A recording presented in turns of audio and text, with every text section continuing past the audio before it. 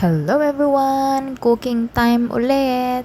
So yan, ang lulutuin natin for today ay mustard green with salted egg and century egg. So ayan, magpainit lang tayo ng mantika sa ating kawali.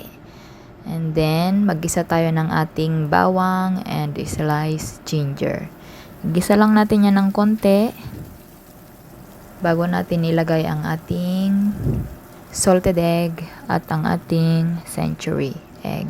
So maganda ang dish na ito guys sa ating mga alagang matatanda dito sa Hong Kong kasi malambot ito na kainin nila lalo na sa mga walang ipin. So ayan, igasa lang natin to ng konti guys. Tapos maglagay tayo dito ng mainit na tubig guys.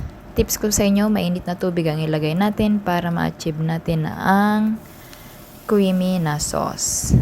Yan. Dapat mainit yung ating tubig na ilalagay. So, after that, ilalagay na natin yung blanch na mustard green. Blanch ko lang yan guys ng 1 minute. Yan.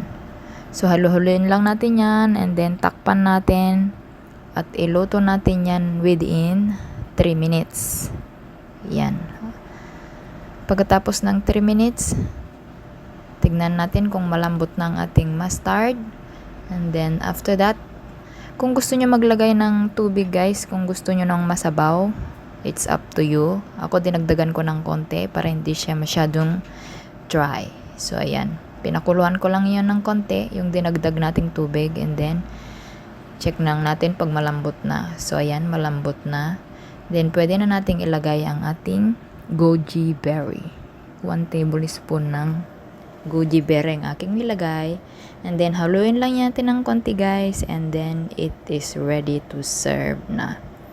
And then, after that, eto na siya guys. O, diba? Ang sauce niya, kitang-kita naman.